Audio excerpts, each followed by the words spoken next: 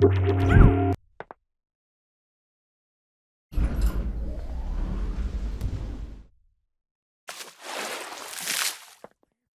we're going to continue looking at GI, and in this video we're going to look at the operation of the interpolated GI system. We see here the controls for the interpolated GI. If you're wanting to use it, then of course you turn on interpolated.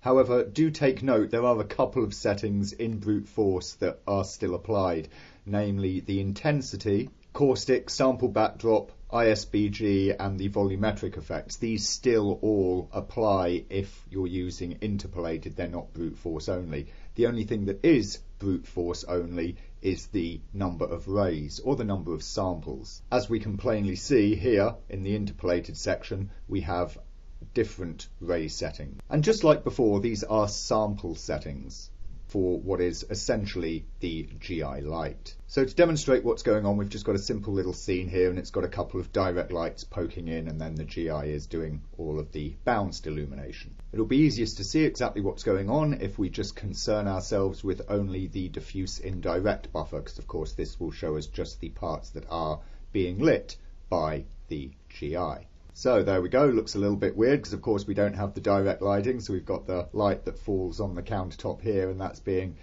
bounced up at the wall, giving us this bright area. Just looks a little weird without it, but it will help to show us exactly what the details of the GI are. So first of all, the number of rays or samples. What you have are primary and secondary. The primary is the number of samples taken for the first bounce, and the secondary is the number of samples taken for each bounce thereafter.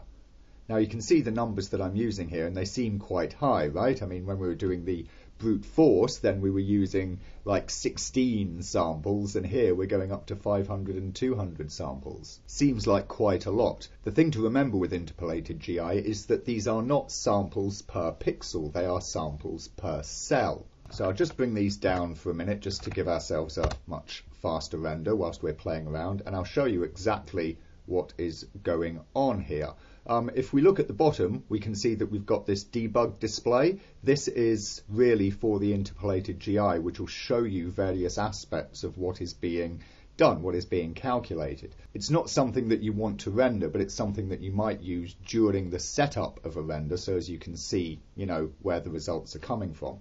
So if we turn on show cells, then we start to see this, right? We have this mosaic pattern of all of these, little polygonal shapes across our geometry. Basically, these are the samples with lights, with brute force GI and, reflections, refractions and so on and so forth. We talk about samples, it was samples per pixel. In this case, we have these cells which, cover multiple pixels. And what we're doing with interpolated GI is we're taking a number of samples for each of these areas only. So this is, at present, what's this VPR? It's going to be something like 800 by 900 or whatever. If it were samples per pixel, that would be, just short of 1 million pixels, and of course many samples for each one of them. But in this case, we're only getting several hundred, maybe a couple of thousand individual cells. So of course what we can do is we can take far more samples per cell without having, excruciating render times. And what is happening when this is actually rendered is, you can sort of think of it like doing a Gaussian blur, right? Except rather than blurring the image that blurs all of the edges and everything, it's kind of like it just blurs the lighting. That's a bit of a simplistic way of looking at it, but broadly speaking, that's what's going on. So we don't get this render where we just have all of these cells, which is, if you think about it, the true render. That's what has actually been rendered by the interpolated GI. But all of this just gets sort of smoothed and blurred out to give us our continuous lighting rather than this, discrete cell lighting. If we click on show samples, then what we will get as this renders up is all of these little green dots, and what you can see of course is that each dot is in the center of a cell. Basically these are the points in space where the samples have been taken from. So show samples, show cells, it's basically more or less the same thing. What you can do with the show samples checkbox there is see where the samples are, bunching together and where they're more spread out. but of course with the cells you get a sense of the, sample lighting that each cell is actually getting. We've got this show color cells thing, which is basically exactly the same as show cells. It just, gives each one a different color so you can see the individual cells more clearly where they're placed. Octree shows you the basic divisions across the geometry that the cells are drawn from, so as all of the spacings are figured out like that. Second bounds, this is a bit like show samples, except it's showing you where the second bounce illumination is hitting. Show behind test gives us this pattern here. Basically you can see the behind test setting here. What this does is it filters areas of the geometry that are or are not, hidden away behind things to try and speed up the calculation. It's not a huge difference.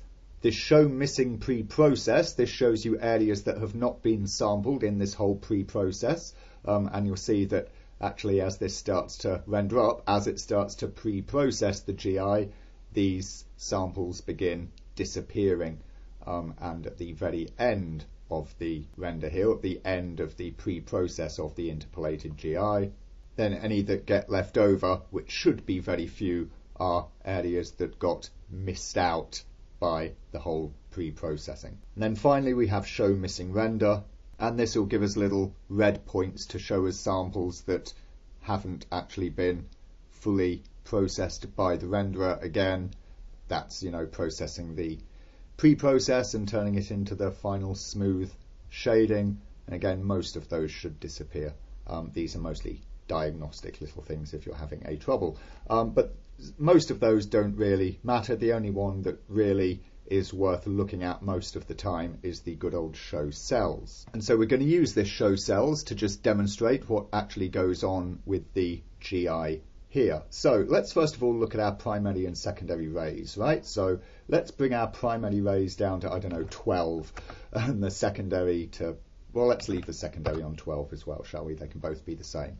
What you'll notice as this renders up is, of course, that our cell pattern is more, I suppose you could say, dirty, right? I mean, look, you've got a bright cell next to a dark one, next to a medium one.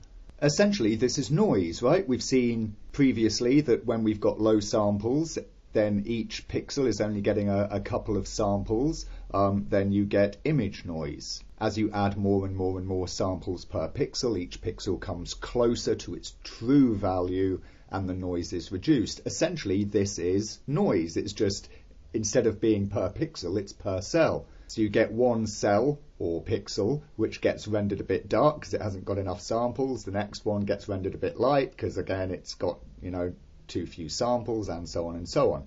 As we bump this up, so let's go for 1200 and 1200, then what do you know, because each cell is collecting more samples, it gets closer to what its true value should be, gets closer to proper convergence. As such, neighbouring cells come out looking much closer to each other, and so on and so on. Basically, you've got less noise. Now, one of the things that you get with interpolated radiosity that's well known is this phenomenon called splotching. And one of the things that drives this, it's driven by a couple of different things, but one of the things is, of course, the number of rays. Because, of course, when you're smoothing out these cells into an actual, nice smooth shading, right? If you've got a light cell next to a dark cell, then a light cell again, then you get this blend from light to dark to light, and you get these splotches. So you've got these blobs of light there and these sort of blobs of shadow, and everything's poorly rendered. But then, as we go up to higher sample numbers again, because each cell is much closer to its true value, then, of course, when you smooth them all into each other, you get this much more well-behaved shading that is a better match for what the actual true shading should be. The other source of control that we have on the interpolated GI are these settings here, the minimum and maximum pixel spacing.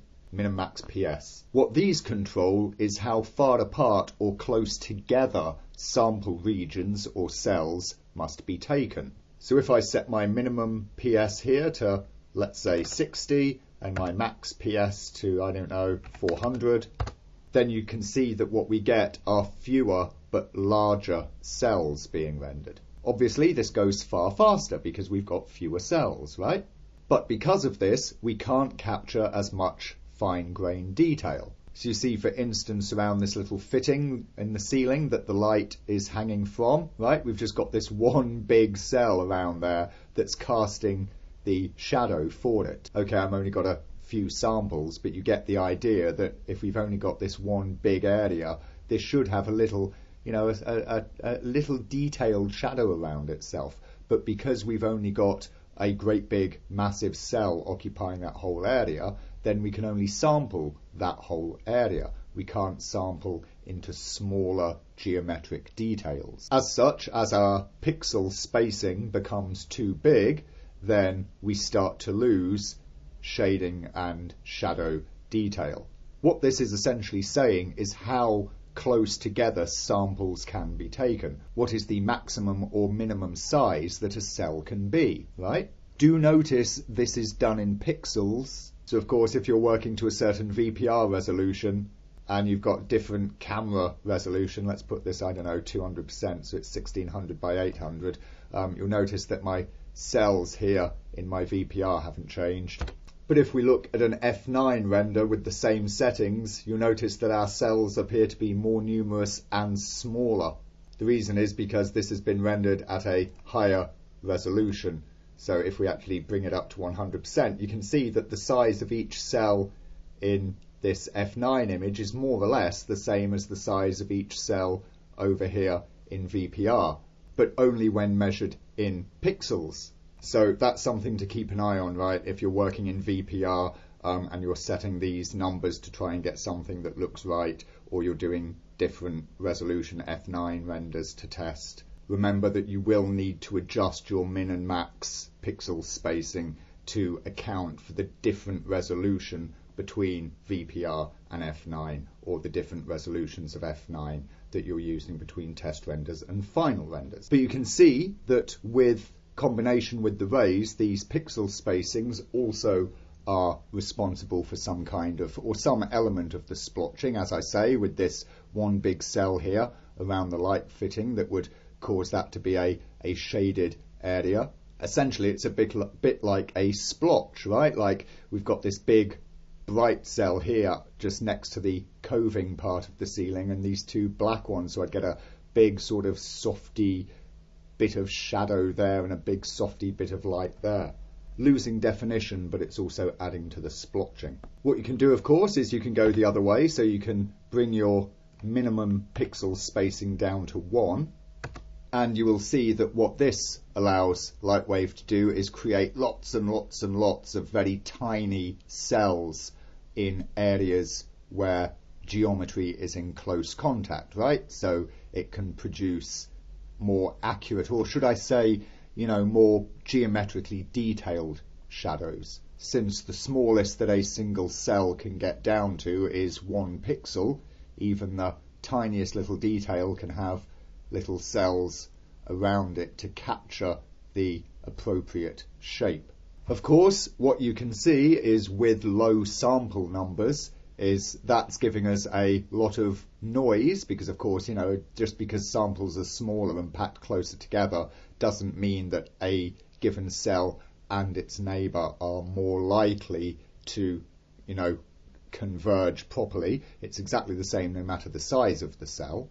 And what you find as a consequence of that is that whilst using small minimum pixel sizes will give you much more detailed shadow around areas of contact, you can also see that the splotching is ever more noticeable, essentially because you've just got more noise in the GI solution, in the interpolated solution. And of course, you solve that by increasing the number of rays, increasing the number of samples. Of course, the effect of doing this is that you are left with a longer render time, because you have far more cells that are taking far more samples. Of course, as you can see, that by doing it this way, you are getting much better shading definition, whilst avoiding the splotches on account of low numbers of samples. We can see little shadows coming off the corner down here that are nicely dispersed, and the same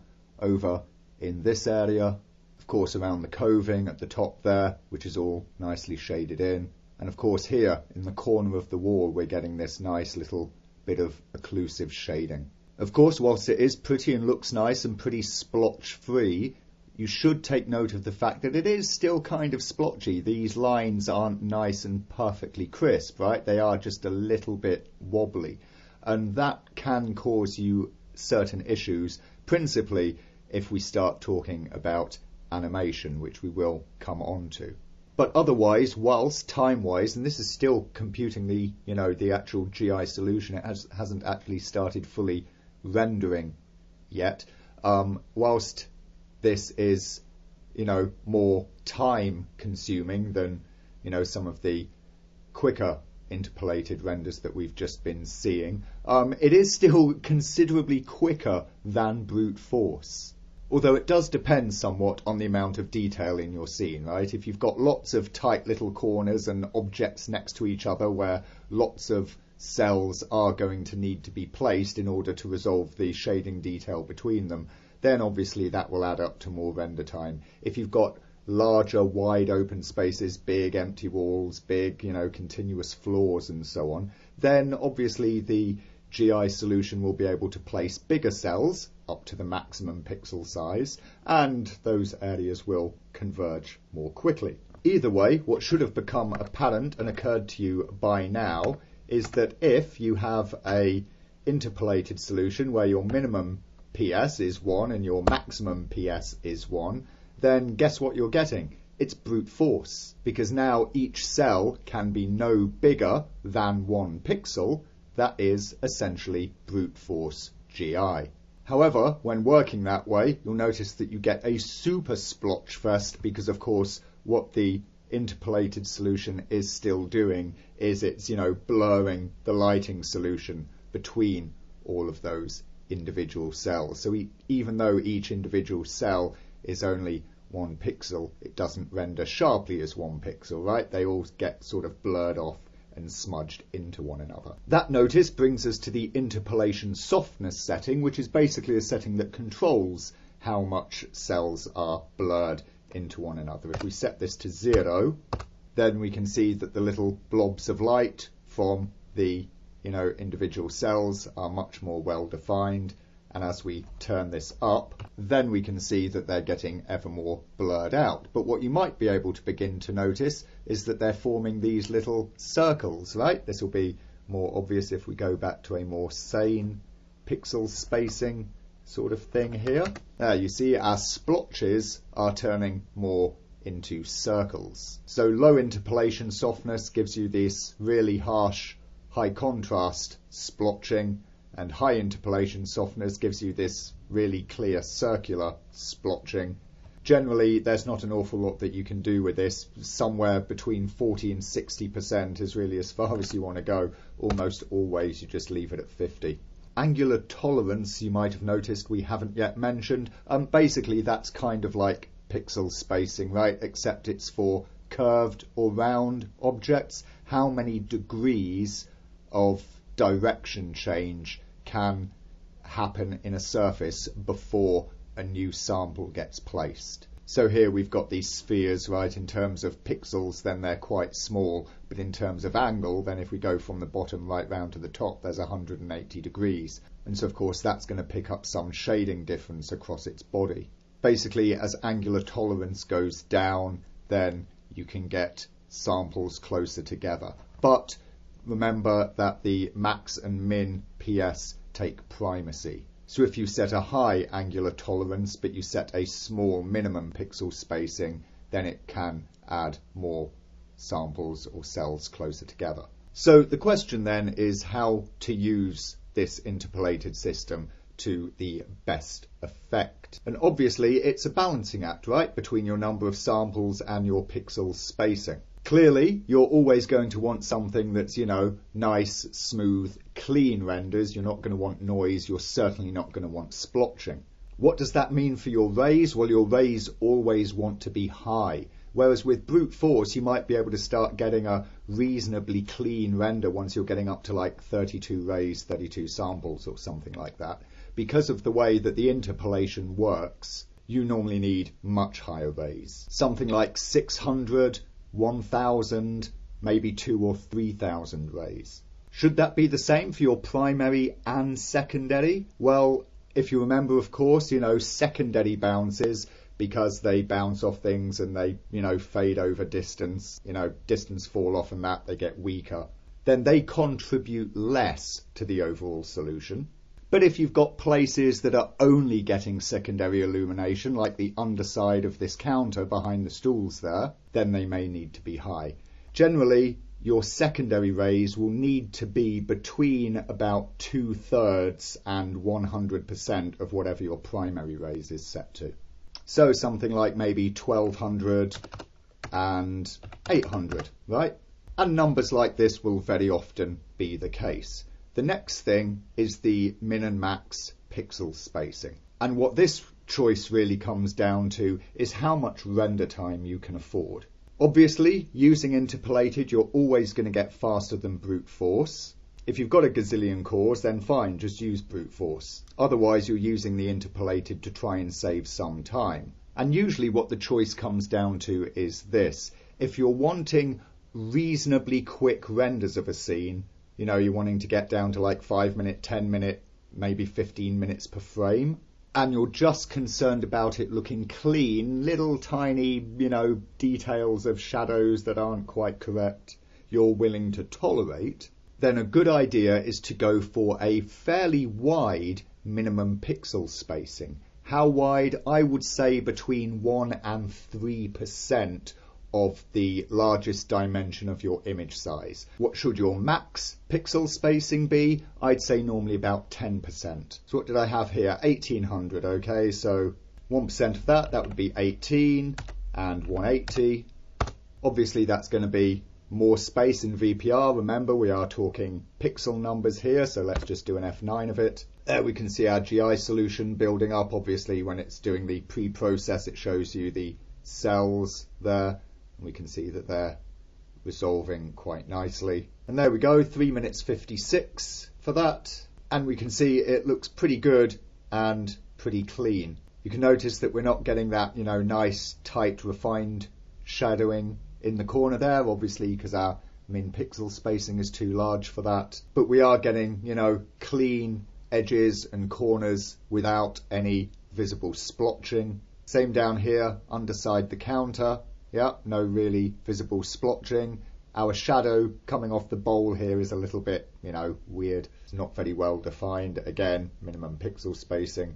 But we do have a very nice, clean render with no noise. And it is rendered pretty fast. Otherwise, if you're willing to use more render time, then basically just set your minimum pixel spacing low, usually down to 1. But do be aware that when doing this, you will normally need to use even more rays. Usually not that many more, maybe 30% more. For something like this, 180, I'd probably use, 1600 by 1000, I guess. The downside to this, of course, is that it does take longer. As we can see here, running the F9, we're up to 16 minutes already, and we still haven't finished the pre-process. So I reckon this will be about a 25-ish minute render, which is obviously significantly longer. And we've already seen the difference that we get out of it, right? It's basically just finer detail shading in small areas. So there's no point in waiting for that to complete because we've already seen, what we get out of it. But any which way that you cut it, it is going to be significantly faster than using brute force GI, at least for the level of noise, right? Obviously, if you set brute force to, a low number of rays, then it'll render quickly, but it'll be noisy. Interpolated renders smooth and clean. It's virtually noise-free. Or, as we've already seen, the noise is revealed as splotching. And the way to get rid of that is with high sample numbers. Beyond that, as we've just said, it just comes down to a choice of how much render time you're willing to sacrifice. If you want something fairly quick, then you can go for wider pixel spacing, at least in the min PS. The max PS, 10% of your frame dimension is always good, no matter what you're doing. It's really the min PS that differs. Get down to 1 to 3% of your frame size in the min PS if you're wanting something to render nice and quick, and you're willing to forego some of the finer little detailed shadows and shading. Otherwise, come down to smaller pixel spacings if you're wanting to maintain that detail, but do be prepared for longer renders, especially if you have a scene where you've got lots of areas with tight little corners or objects next to each other, because obviously that will generate more cells. There is another little thing here that we can get some interesting use out of. That's the interpolated cache, and we'll take a look at how to make best use of that in the next video.